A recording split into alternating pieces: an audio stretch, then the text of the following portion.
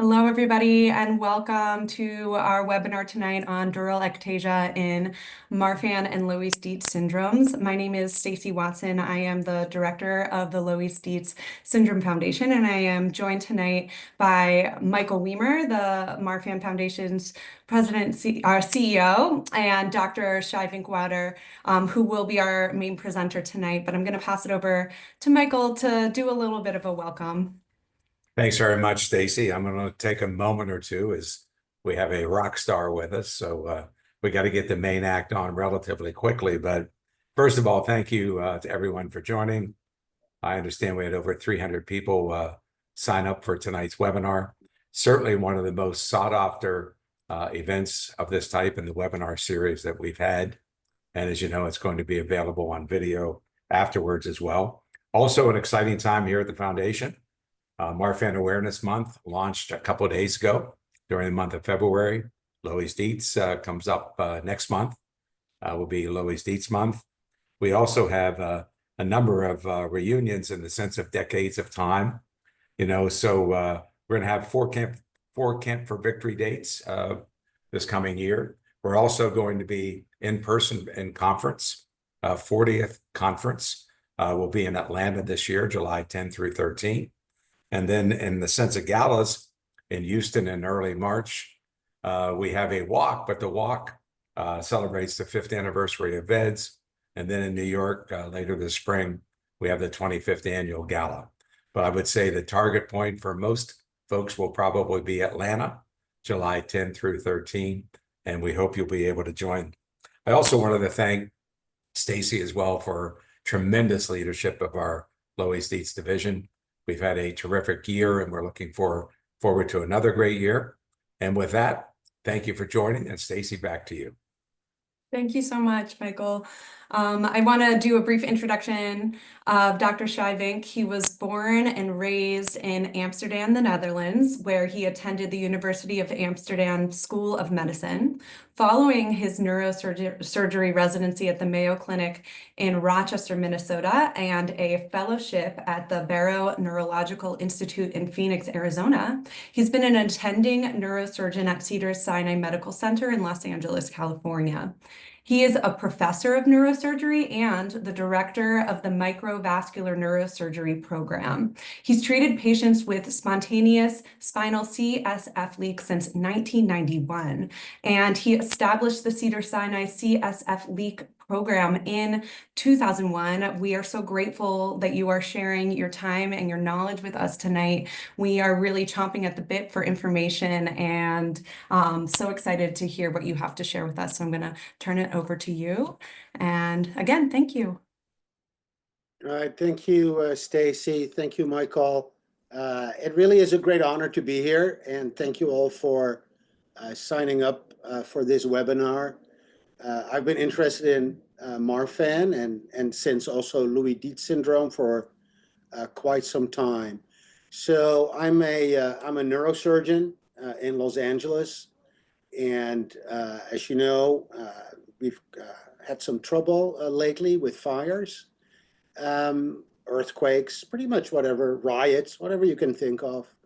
But this is from my local bookstore, and it says Los Angeles is still the greatest city in the world. Now, of course, that's kind of a real American thing to say that.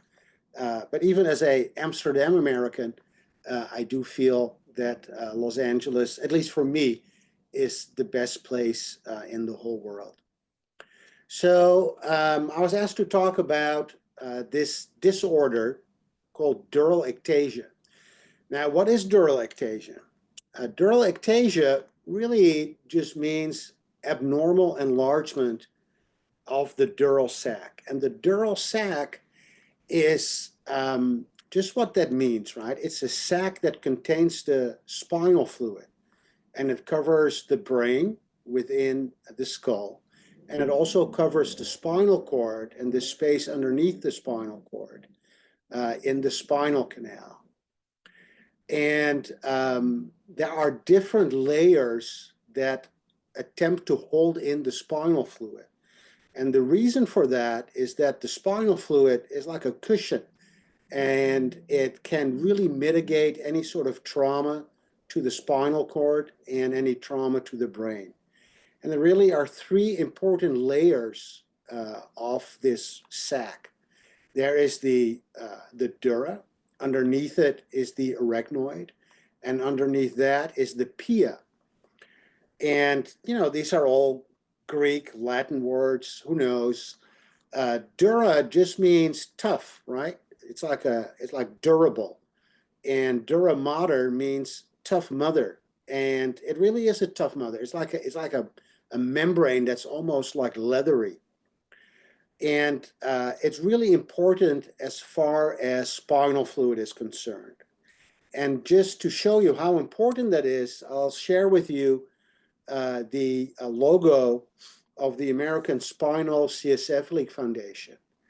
And the husband of a friend of mine came up with this, what I think is a wonderful saying, because your dura matters. And indeed, the dura is incredibly important. And of course, we don't know about us having that in our bodies. So what's really the best way to diagnose dural ectasia? And luckily, with the advent of MRI scans in the 1980s, we've been able to look inside our bodies without any needles, without any type of ionizing radiation, without any radioactive materials.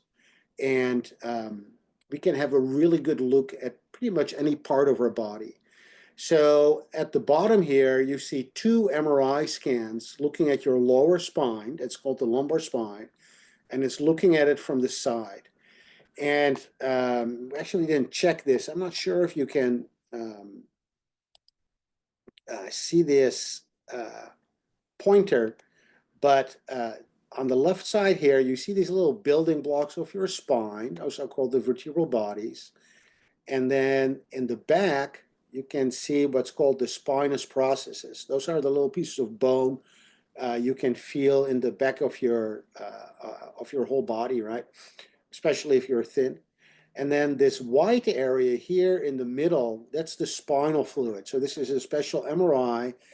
It's called a T2 weighted MRI that looks at fluid. And then this is the spinal fluid. And this is in a normal situation.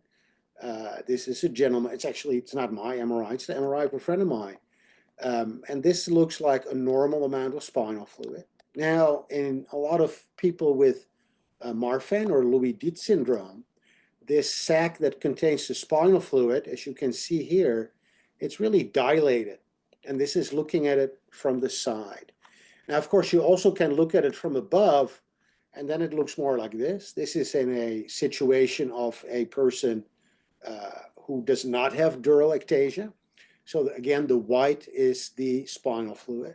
And then you can see all these little gray dots and strands. Those are the nerves that go down to the pelvis, right? And your lower extremities, go to the legs.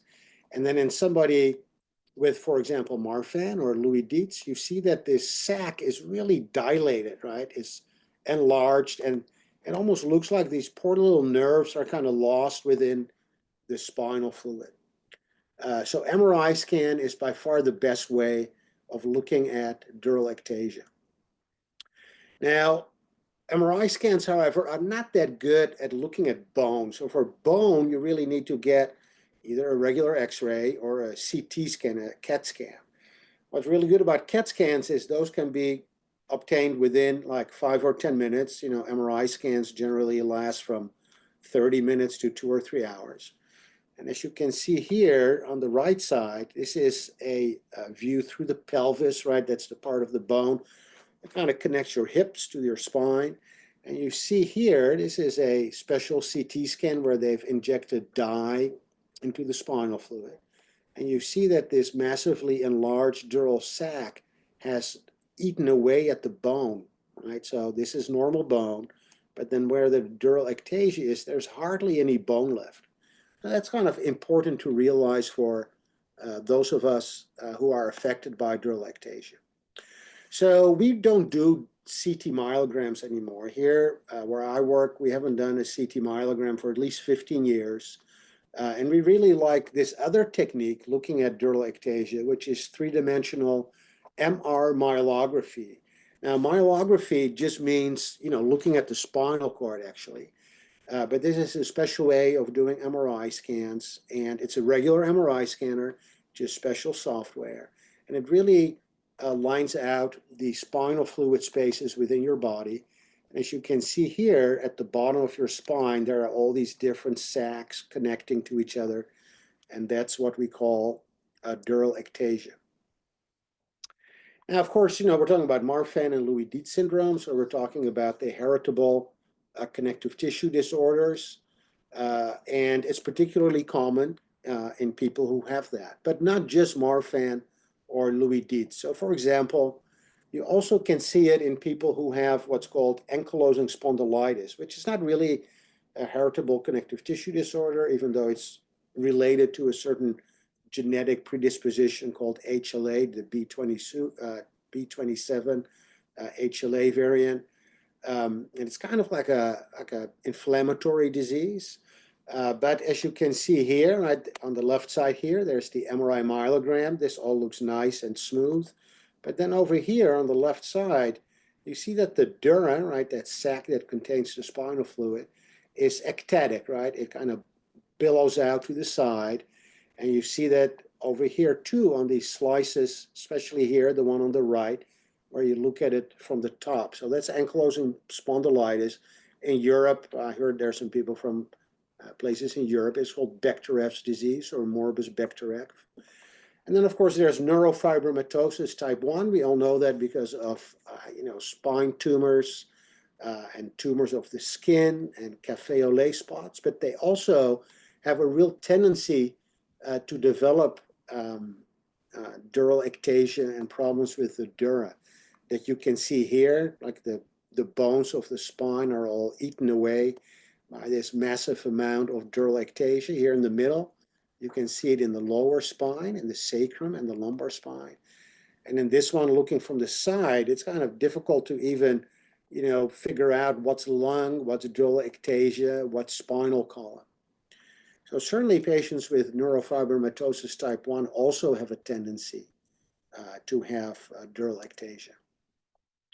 But tonight we're talking about Marfan and Loeys-Dietz syndrome. These are just some of these types of dural ectasia. And like I said before, it's really not limited, but it's really focused on the lower part of the spine. And we think the reason of that is that, we're really genetically not really supposed to walk on two legs. We're really still supposed to be on all four. So we spend a lot of our time, maybe 2/3 of our life, being upright. And during that time, that whole column of spinal fluid in our spine exerts pressure mostly on the lower spine. And that's why the dural ectasia mostly exists in the lower portions of the spine. Now, I'm just a neurosurgeon, and and with that, I don't want to have like some false sense of being humble. Like Golda Meir said, you're not special enough to be humble, and I totally understand that. But I'm sure everybody in this webinar probably knows more about the genetics of Marfan and Loeys-Dietz syndrome, certainly much more than I do. I think in 1993, when I was a neurosurgery resident, Dr. Dietz and his colleagues at Hopkins figured out that Marfan is caused by the fibrillin 1 gene, a mutation in that gene. And then Loeys-Dietz, which when I was a resident, I think that was called Marfan syndrome type 2. But Dr. Dietz and Bart Louis figured out that that's really a separate disease, and there are lots of overlap. And as far as dural ectasia is concerned, and pretty much all the other manifestations, is that these different gene products all work together and they form special proteins in our body in the extracellular matrix called microfibrils. And that's just a little cartoon of how just a very few of those gene products work together and sometimes work against each other. Now, what are the symptoms of dural ectasia? And it might surprise you, or maybe not, that actually most of the time dural ectasia does not cause any symptoms. But sometimes it does. So certainly in my practice, because I see a lot of people with leaks of spinal fluid, Almost everybody, but not everybody who I see with dural ectasia has a history or are currently bothered by orthostatic headaches. That means headaches that are worse when you're upright and feel better when you lie down. Low back pain is a very common symptom among those people who have symptoms of dural ectasia, but you really have to remember that 95% of the population, at least the US population, has had lower back pain severe enough to mention it to a loved one or their doctor in the last 3 months. So lower back pain is incredibly common. But in people with Marfan and Loeys-Dietz syndrome, it's important, especially if it's like a new onset or acute onset of low back pain, to rule out that there's a break in the bone around that dural ectasia, right? I showed you that picture of the bony remodeling, and sometimes the sliver of bone is literally a millimeter thick, and that can, even without or with very minimal trauma, that can fracture and cause excruciating pain. The sac of spinal fluid that's enlarged can cause pressure on the nerves going down your lower extremities. That's called a radiculopathy, or in the common parlance of the world, it's called sciatica. And then also it can cause numbness or tingling in the perineal area, in the private parts of your body. And that can be very difficult to treat, as you can imagine. And also there's, a very high threshold for patients to even mention that to their treating physician. So that comes really to, what I think is, maybe that's the most important part, is how do you treat it, right? But I don't want you to think that everybody with low back pain who has dural ectasia, that the low back pain is from dural ectasia, just because low back pain is so common in the general population, and dural ectasia is so common in people with Marfan and Loeys-Dietz syndrome. So the only way to fix dural ectasia is with surgery. But the surgery for dural ectasia is fraught with a lot of complications. And I really have to be honest with that, even though I operate on a lot of patients with dural ectasia, the complication rate is really, really high. And although there's really nothing else I love more than doing surgery, at least at work, I have a super high threshold to recommend direct surgery to fix dural ectasia. And I think these pictures kind of show why that is the case, right? So on the left side here, this is this MRI myelogram. You see there's a massively dilated dural sac. This is the picture you saw before, right? There's hardly any rim of bone left. And then when I did surgery on this patient, as you can see here on the picture on the right, that's a picture that's taken through the microscope. And this is without me removing any bone. This is being very, very gentle, just sweeping the muscle off the bone of the sacrum, the part of the bone that covers or is supposed to cover the dural ectasia. So here you see the bone, most of it is gone already, right? It's resorbed by your body. And then here you see what's left of the wall of the dura, right? So it's super thin, it's very flimsy, and there are large parts that are missing. As you can see here, there are like defects within that dura. It's almost like it's non-existent. And then when you look in the middle, you look deep into the dural sac, you see all these nerves that are going to the perineum and to the lower extremities. And this is a patient I did not operate on. This is a patient I saw just last year. And she had, when she was 10, she had these terrible headaches. Whenever she would get up to go to school, she would have a terrible headache. Whenever she would do any exercise, she would have a terrible headache. And as soon as she would lie down, the headache would be gone. That lasted for maybe 2 or 3 weeks, and then they just spontaneously resolved. And then I think in the 1990s, she was involved in a study at Hopkins with Dr. Dietz, and she was found to have Marfan syndrome. She had a fibrillin 1 mutation, and somehow she lives here in Southern California. She saw a neurosurgeon, in a tiny little hospital here, somewhere in a mountain near Los Angeles. And he said he had a lot of experience with dural ectasia. And even though she had 0 symptoms, he said that really needs to be fixed. So he took her to the operating room. And this is an MRI scan that you can see that was done 20 years later. Here you can see the dural ectasia, right, on this MRI scan looking from the side. This is the lumbar spine, and then down here is the sacrum. This black sort of wedge-shaped structure is artificial dura that did not keep in the spinal fluid. So mind you, right, before the surgery, there was no leaking of spinal fluid. But as happened to this particular surgeon, and has happened to me many times since, that caused a leak. And here, this structure here that looks a little bit like a balloon is like the leaking of spinal fluid underneath the skin. So the skin here is all protruding, it's sticking out, and this poor lady has been like this for at least 20 years. And I told her, I said, well, you know, that's probably really difficult to lie on that, right? Because when a person who has this lies on their back, all that spinal fluid gets pushed back into the spinal column, and they tend to get really bad headaches with that. But she said, no, I really don't want any more surgery.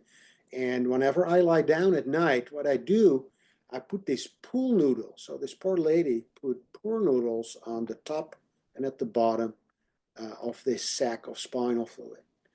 So again, right, this just reinforces that certainly if somebody has no symptoms of dural ectasia, the last thing you want to do is have a surgeon try to fix that. These are just 2 examples of patients with dural ectasia that I or maybe somebody else has operated on and then developed this leak of spinal fluid that was not there before, right? It's called an iatrogenic leak. Iatros means physician in Greek.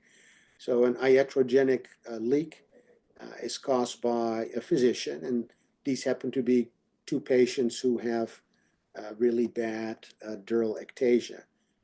Let me see if these videos work.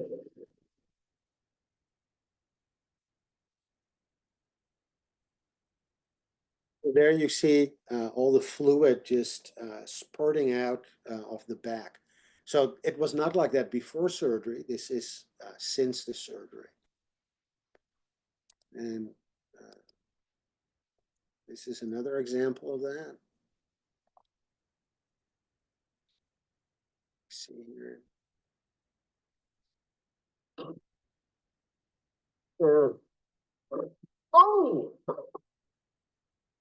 Oh my goodness, that's of course the anesthesiologist talking. That's not us, you know, because that might scare them a little bit. This is just the same in more of a slow motion, I think.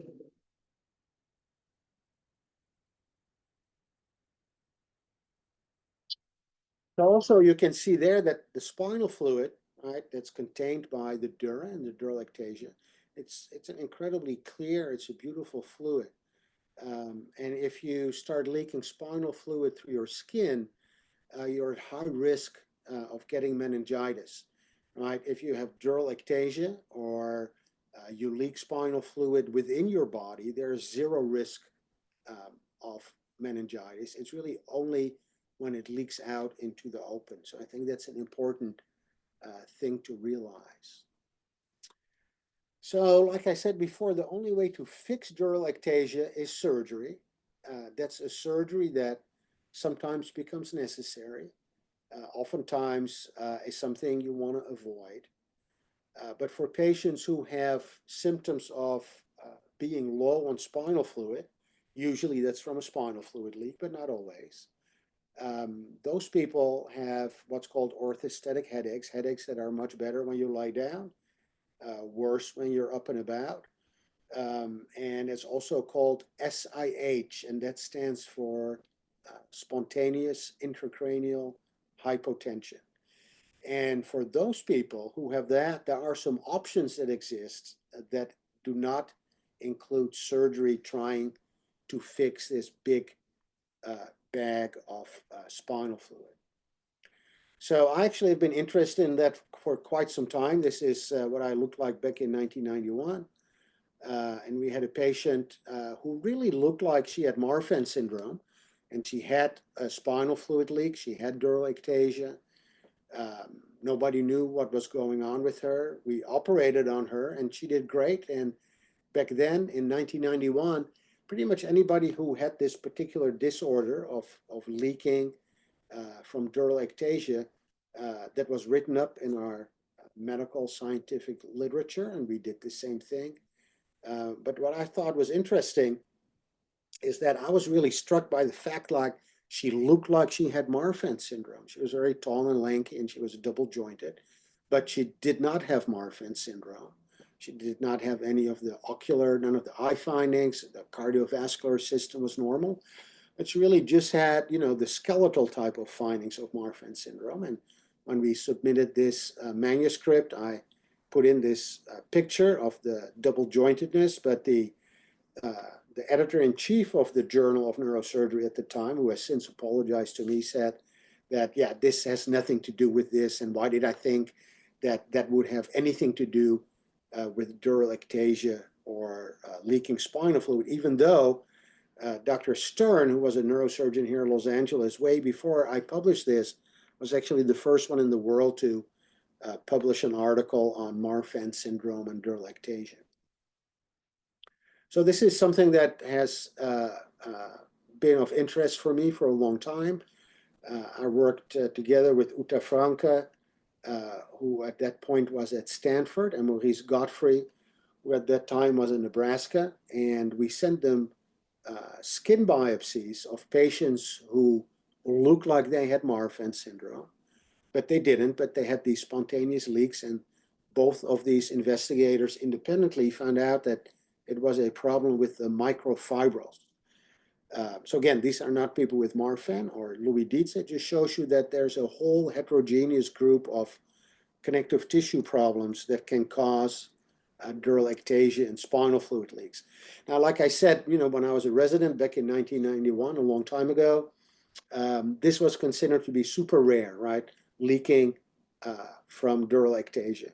Nowadays, we know that that's actually pretty common, right? This is from a study we published this a few years ago, people in Beverly Hills, and we found that the incidence, so the number of new patients per year who have a spontaneous leak of spinal fluid in their spine, is about 4 or 5 per 100,000 per year. So that means that just in Los Angeles, every year there are 400 or 500 new patients who have this. And most of us think that this is a gross underestimation of this, just because oftentimes it's not recognized. The reason, of course, that nowadays it's considered to be not that rare is because pretty much anybody with symptoms that have to do with the brain or spine gets an MRI scan. And there are lots of different things that you can see on your MRI. These are just some of them. Subdural fluid collections, that's bleeding on the brain when you have a leak in your spine. You have dural ectasia, there's not enough spinal fluid, the brain sinks down, it ruptures little blood vessels, and you get bleeding, usually on both sides of the brain. Because there's not enough spinal fluid in your skull, the only way your body can deal with that is by enlarging the veins in your body. And there are a lot of veins underneath your dura mater, so then it lights up when you give them dye. And then the pituitary gland can become enlarged. That's what you see there. The brain can sag, right? It looks like it's being pulled down into the spine. And even though headache is by far the most common complaint, and usually it is positional and, you know, better when you lie down, certainly early on. But later on in life, if this headache persists for, you know, weeks, months, years, decades, it kind of doesn't become that positional anymore. Lots of different headaches. The impact of these headaches are really severe. So even in Germany, right, we might think, you know, Europe, you know, people don't want to work that much, but at least in Germany, they like to work. You know, mind you, I'm from Amsterdam, not from Germany. More than half of the people that they saw with spontaneous leaks had been on sick leave for more than 6 months. And here in the US, 2 out of 3 people with these spontaneous leaks had endorsed a wish to be dead. So this is a really important oftentimes devastating problem. And it's not just headaches, right? There are lots of other symptoms you can get. Nausea or vomiting, sensitivity to light. It's very much like migraine, right? So a lot of people who have this are misdiagnosed with migraine headaches. If the brain sagging is really bad, it can look like dementia. You can get weakness in your arms or legs that looks like ALS or Lou Gehrig's syndrome. So lots of different things can happen when you have a paucity, when you don't have enough spinal fluid. What's important, and particularly in patients with Marfan syndrome and Loeys-Dietz, we try to be very practical, non-invasive. We just get MRI scans, and if you get to it early on in their travels with spontaneous intracranial hypotension, we just do a blood patch. And even though the risk of a blood patch in somebody with Marfan or Loeys-Dietz is quite a bit higher than in people who don't have that, it's still fairly low risk. You don't have to do any invasive testing. And if you do it early on, right, let's say within a few weeks or months of the onset of the leak, there's a really good chance of fixing it. What's also important is that it avoids a lumbar puncture. So especially people with Marfan and Loeys-Dietz, they're at really high risk of getting what's called a post-dural puncture headache. So when you do put a needle in their back, go through that very thinned out, fragile dura, there's a high chance of leaking. Now, of course, there also are options for people who have these positional headaches, presumably from a leak or not enough spinal fluid. You can give those people caffeine, no dose. A lot of you in America will know about that from your days in college, or you can do an abdominal binder. You can get that at Amazon for $17.99. We have seen quite a few people here at Cedars with Marfan syndrome and spontaneous leaks, about 31, most of them women. But we haven't seen that many people with Loeys-Dietz syndrome, only about 4. All of those people were women. And all 35 patients had dural ectasia. These are just some pictures of these MR myelograms. Again, most of these are located in the lower back.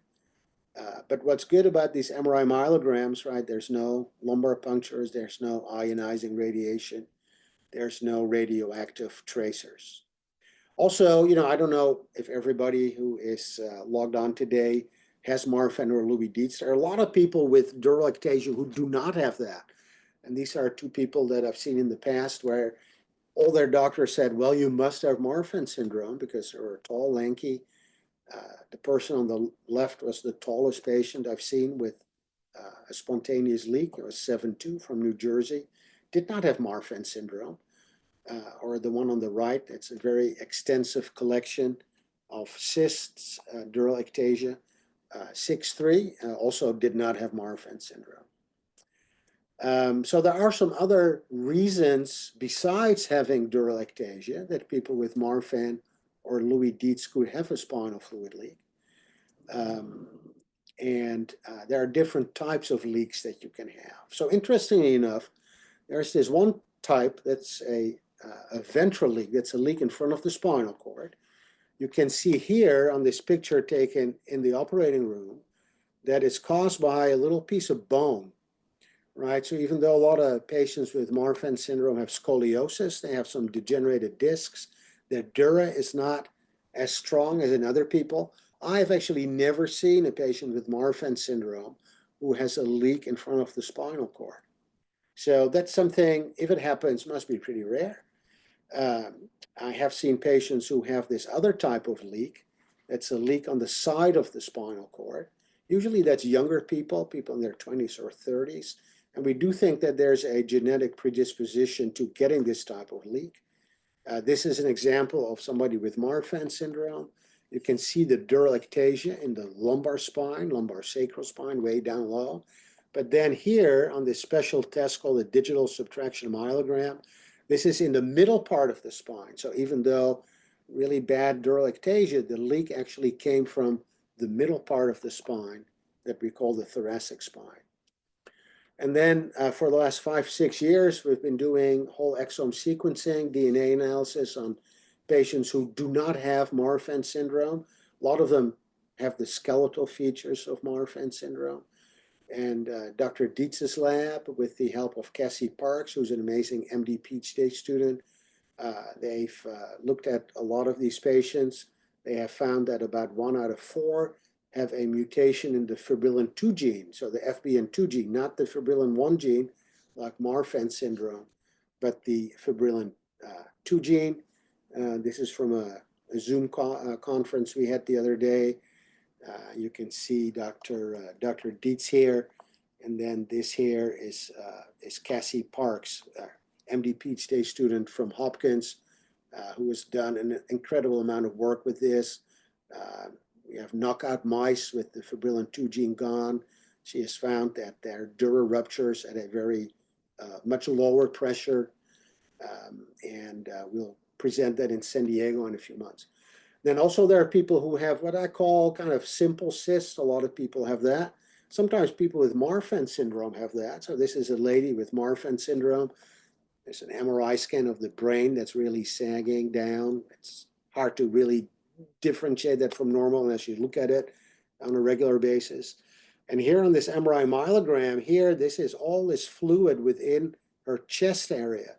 And actually somebody at one point punctured her chest and checked the fluid and figured out it was all spinal fluid.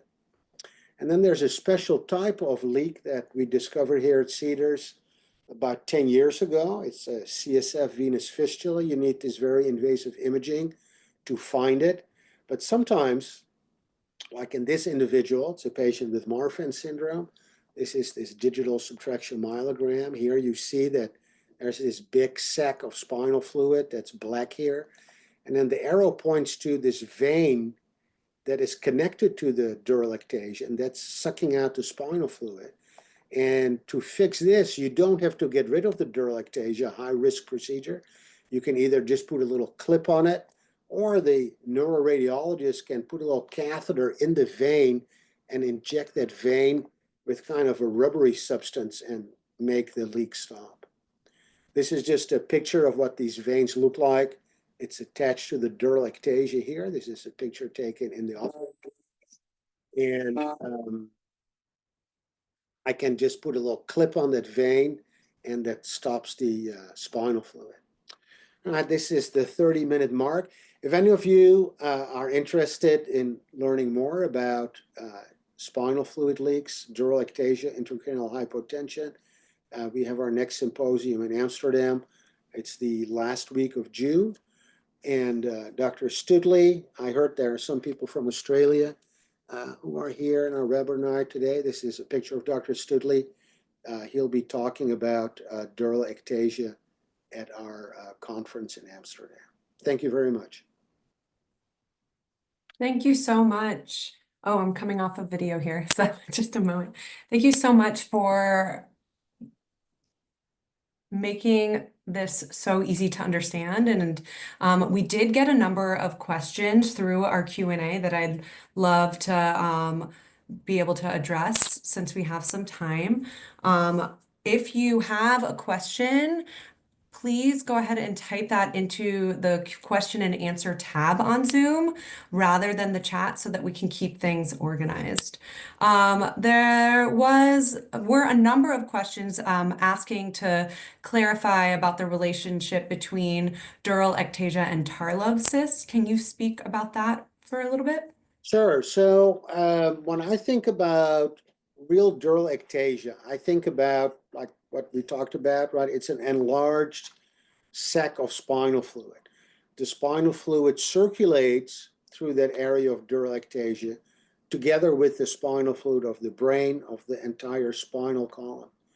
Tarlov cysts are more contained pockets of spinal fluid and are, I don't want to say they're easy to treat, but compared to dural ectasia, they're much more easy to treat because oftentimes they fill with the spinal fluid very, very slowly, right? They're not really part of that circulation of the spinal fluid. So for example, if you have a patient with a Tarlov cyst, what we usually do is we get a special myelogram, it's called the digital subtraction myelogram. We see how quickly that cysts, the Tarlov cysts, fill with spinal fluid. And if it is a true cyst, then oftentimes it fills very slowly. Then I'll ask the neuroradiologist to place a needle into the cyst. Sometimes I have to make a little opening in the bone to allow that to occur. But oftentimes the Tarlov cyst also kind of gets rid of the bone, and it's easy for the radiologist to puncture the cyst. We withdraw the spinal fluid from the cyst and we inject fibrin glue. And that will hopefully, over time, prevent any more spinal fluid from entering the cyst. But a Tarlov cyst is really a different entity, at least for me, than dural ectasias, because dural ectasia is just part of the normal spinal fluid circulation. Thank you. There's a question about, let me just read it. Hello, my husband who has Marfan's had a CSF leak in his lower back into his venous fistula. This occurred a week after flying home. My question is, does flying create pressures that can cause leaks? Yeah, that's a good question. So, most commercial airliners, or as a matter of fact, all commercial airliners are pressurized to at least 8,000 feet. So that really should not affect the tendency to get a spinal fluid leak. Most of my patients I see are from out of state, and most fly in to come see us here at Cedars. And we once did a kind of an informal study, and 70% of people did not feel any worse.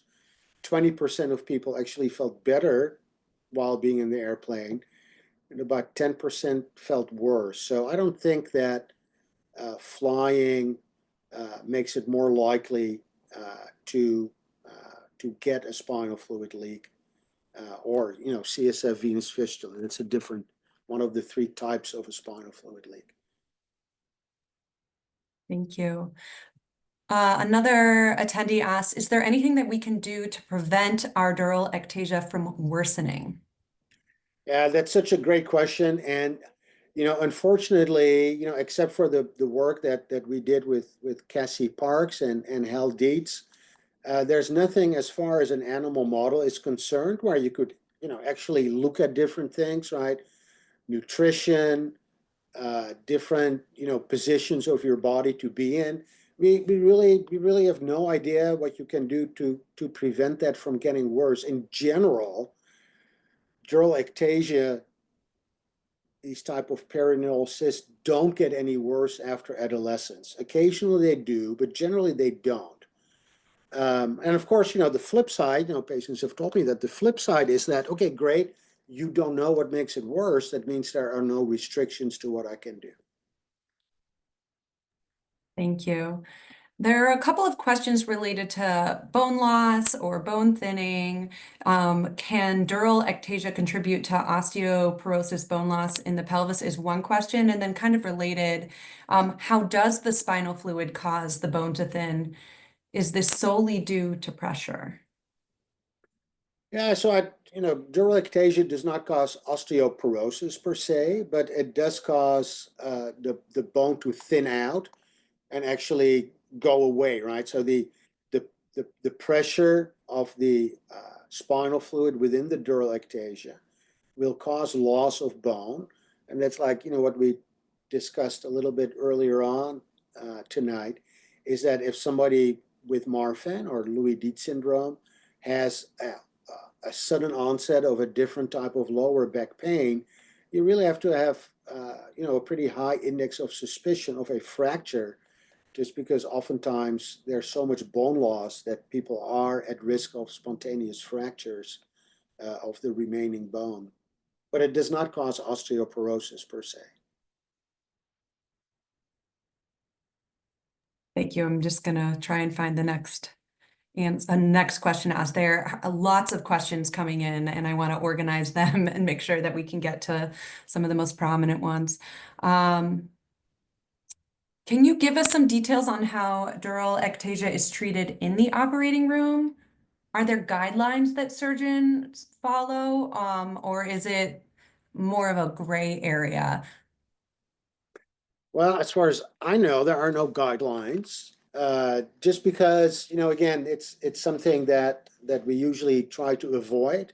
So, for example, let's say I have a patient with significant dural ectasia, and they have orthostatic headaches because they don't have enough spinal fluid, right? So it doesn't necessarily have to leak out. We just think that in people with Marfan and Loeys-Dietz that the dural ectasia just causes such a large area of spinal fluid that has to fill that in your body that your brain cannot keep up with that. So there's just not enough spinal fluid there. Then sometimes I go above the area of dural ectasia and I do what's called a dural reduction surgery, where I remove part of the dura and then I suture it back so that rather that it's just like a regular cylinder, it looks more like, let's say an hourglass, so you don't need as much spinal fluid. Or I place artificial spinal fluid over the dural ectasia or segment of dura above the dural ectasia. And then that artificial dura will seal to the individual's own dura and make it stronger. There are some people who believe that it's the difference between the elastic properties of the dura in your spine, particularly the lower spine, and the dura around your brain, and that's what causes at least the orthostatic headaches. Of course, that wouldn't, help people who have other symptoms of the dural ectasia, let's say, perineal numbness, paresthesias, radiculopathy. Then, you sort of have to bite the bullet and enter that sac that contains the dural ectasia. Sometimes I use an endoscope and I guide it to where the different pathways of spinal fluid enter that area of dural ectasia and try to block that with a muscle graft or partially suture that around the nerves. And then we have lots of, dural substitutes. And I'm not talking about, the pericardium, the membrane around the heart of, let's say a cow or a horse or something like that. It's a purely synthetic type of artificial dura. And then, oftentimes those people have to be on bed rest for a week even. We give them very strong medications to lower the production of spinal fluid. These medications have, a lot of side effects. Some people have to be on it for months. So like I mentioned before, the direct repair of dural ectasia, you have to have a pretty high threshold for that. Thank you. We have some questions about diagnosing dural ectasia. Should all neurosurgeons be able to diagnose dural ectasia? And do you need to see an expert who specializes in it? No, I don't think so. But it depends, right? If you just want to confirm that you have dural ectasia, then I think any good neurosurgeon would be able to tell a person, because it's really it's a radiographic diagnosis, right? Currently, it's just based on what your MRI or CT scan shows. Thank you. Can dural ectasia go undetected? Are there mild forms of it? Is there like a spectrum? Does it always cause intracranial hypotension symptoms? No, look, what I said before is that most of the time, dural ectasia does not cause any symptoms. It's just a finding on an MRI scan, right? So traditionally, and I'm not a geneticist, but most geneticists I know, they tell patients with Marfan syndrome, at least, that about 2/3 will have dural ectasia. And that's based on, studies from the 1990s. But most of the time, there is no symptom associated with it. The most common symptom probably is low back pain, but like I tried to explain earlier, that's such a common symptom anyway. And usually when I see people with dural ectasia with the question, oh, is my low back pain for that? When they point to where the pain is, it's pretty far removed from where the dural ectasia is. Thank you. Does having scoliosis put you at a higher risk of having dural ectasia? No, it does not, but it goes hand in hand, right? So people with Marfan and Loeys-Dietz, they are more likely to develop scoliosis. People with scoliosis are more likely to have spine surgery. And in general, about 3% of spine surgeries are complicated by a leak of spinal fluid. And doing scoliosis surgery, that's more common. Doing scoliosis surgery in people with Marfan or Loeys-Dietz are much more common to have a spinal fluid leak. Oftentimes that's treated with putting in a lumbar drain, which is where either in the operating room or afterwards in the radiology suite, you put a needle in the lower back, and through the needle you thread this little catheter, and then you remove the needle, it's a hollow needle, and then you connect the little catheter to a drainage bag and you drain it through that system for 3, 4, 5 days, hopefully allowing the leak that you caused by the scoliosis surgery to heal. And sometimes the scoliosis surgery leak is healed, but then people start leaking from where the lumbar drain was placed, especially when you have Marfan or Loeys-Dietz, because the dura is so fragile. So sometimes people say, oh yeah, I'm still leaking from my scoliosis surgery. But then when you actually look into this a little bit more carefully, they're no longer leaking from that. They're actually leaking from the drain that was placed to help seal the leak from the scoliosis surgery. Thank you. This is a question about research. The participant wants to know if most of the research being done on dural ectasia is related to new surgical techniques. Do you know of any labs out there that are working on this? No, not to my knowledge. I mean, there's a lot of industry sponsored research in perfecting the perfect dural graft, but it almost has no relevance to people with Marfan syndrome or Loeys-Dietz, just because when you do that surgery, like the picture I showed earlier, by the time you get to the area of dural ectasia, most of the dura is really no longer there because it's just like a single cell layer. Thank you. Okay, we're not going to be able to get to all of the questions that were asked here, and they are great questions, so we're doing the best that we can. But this question is related to surgically repairing dural ectasia. Do you notice that folks with Marfan and Loeys-Dietz syndrome have a more friable dura tissue, which can lead to more serious complications?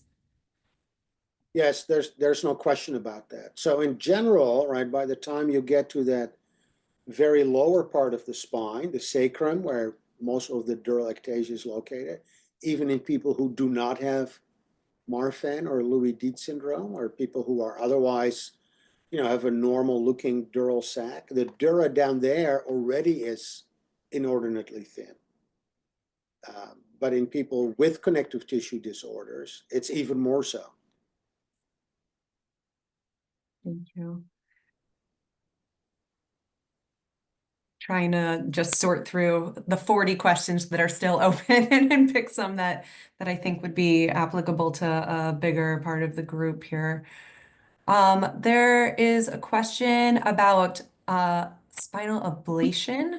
Would this be something that's helpful? Well, sometimes, nerves are ablated for back pain. So I don't think that that's that helpful in people with dural ectasia as the cause of their pain, but it certainly can be helpful for other types of pain. Like I said, 95% of Americans have had back pain in the last 3 months. So that's a ubiquitous problem, right? In the health industry, let me call it that. But when you have Marfan or Loeys-Dietz, you do have to realize that your dura, it's more fragile than other people. So just like in everybody, we like to avoid a spinal tap, but particularly in people with Marfan or Loeys-Dietz, there has to be a really good reason for doing a lumbar puncture or have anybody put a needle in your back, right? So, especially here in the US, the threshold for doing a lumbar puncture is so low, to rule out meningitis because people are concerned about, medical legal implications. But, if you have Marfan's or Loeys-Dietz, you just have to tell your doctor, look, my dura matters and it's very fragile. So, I'd much rather have somebody with Marfan syndrome say, yeah, I'll take that tiny risk of having meningitis than you putting in a needle and causing a leak from your lumbar puncture. And the same goes for an ablation.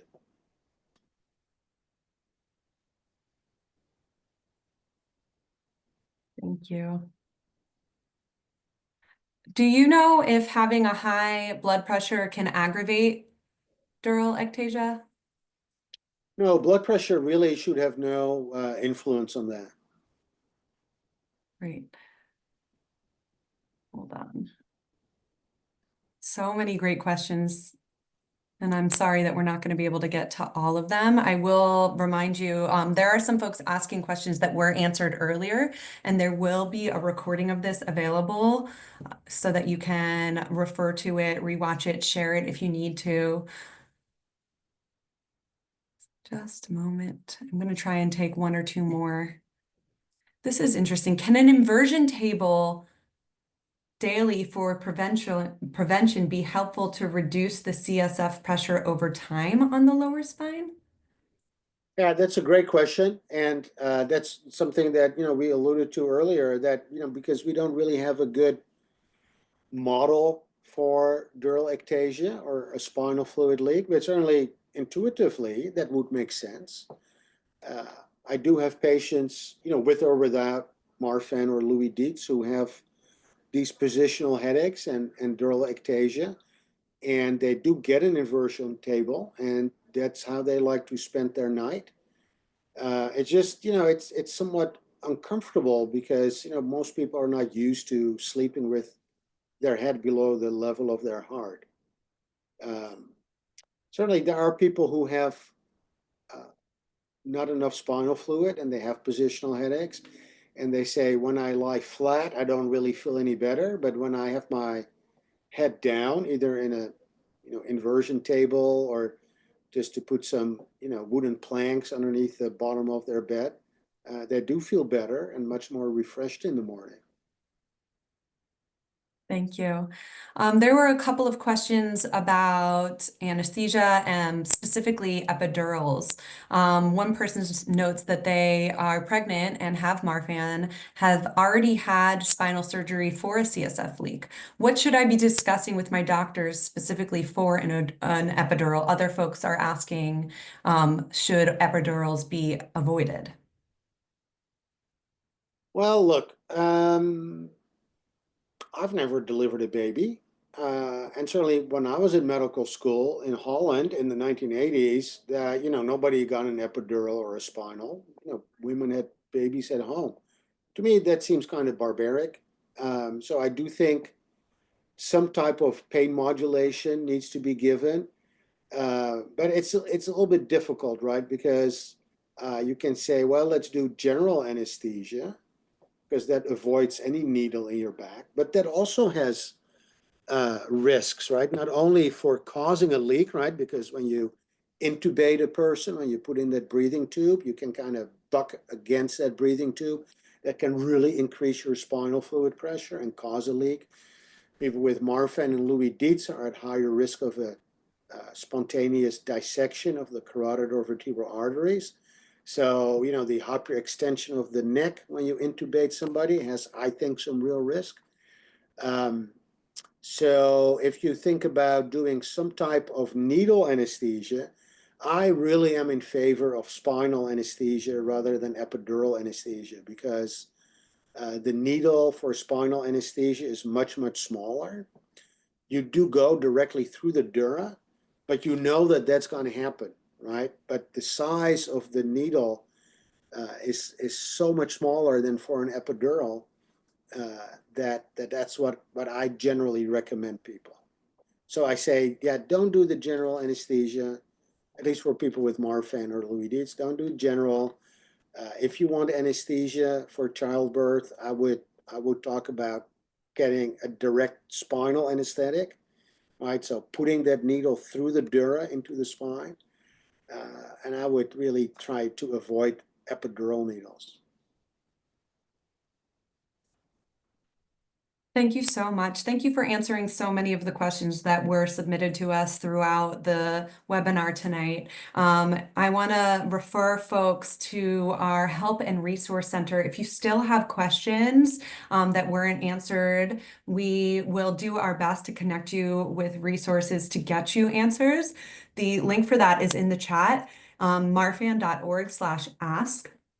And we are just so grateful to you for sharing your time and your knowledge with us and so many great resources.